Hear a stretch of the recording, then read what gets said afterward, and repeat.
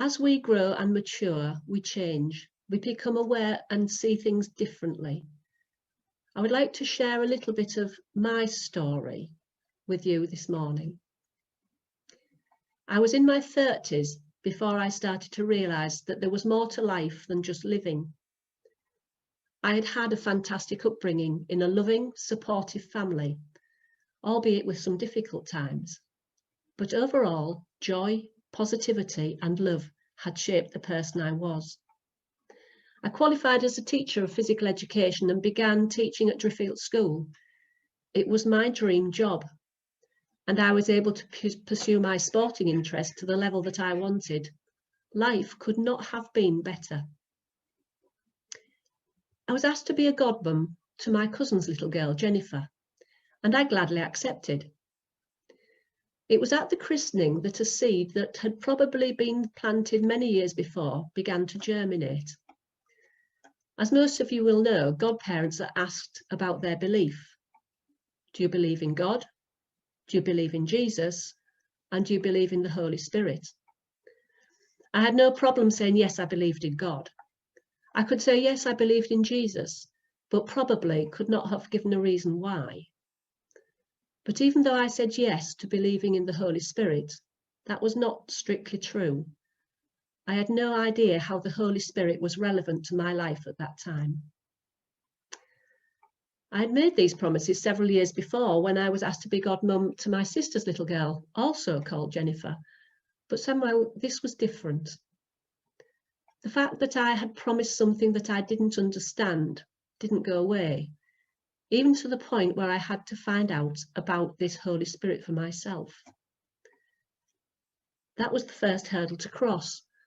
Sport was my life, and I played hockey on a Sunday morning. Finding out about God's Spirit would mean going to church, also on a Sunday morning. It was some time before I told the team that I would not be able to play. I didn't explain why, but as Saturday came closer, I was hoping that maybe there might be a player short or they needed somebody to umpire and that I would step in, which I did. But eventually I did go to church. That was the next hurdle. The only time I'd been to a church service other than at school or a festival was when my sister and I used to go and stay with my cousins in the summer holidays.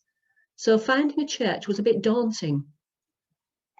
And that took me to the next hurdle, going through the door. Church doors are big, heavy, foreboding-looking things, and hundreds of questions rushed through my mind as I peered in the first time. Someone gave me a book. I sat down in the nearest pew, hoping that nobody had noticed me, only to be asked to be moved because these were the warden's pews. To cap it all, everybody was turning pages in this book that they'd been given and joining in with readings, and I didn't have a clue which page they were on, let alone knowing when to stand up or sit down.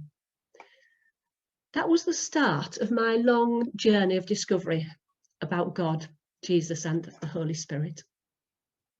Thankfully, the church was full of loving, prayerful people, and when I eventually grew to a point where I could publicly own my Christian faith, the joy of those people was overwhelming, as they shared how much they had been praying for me.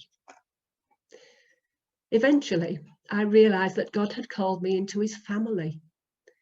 And just as we look for likenesses in a newborn baby to tie them into their family heritage, God gives us his likeness by giving us a new heart and mind through his Spirit. Eventually, we realise we cannot serve the desires of our human nature, but we need to serve the desires of God's Spirit. It is then that we have to choose.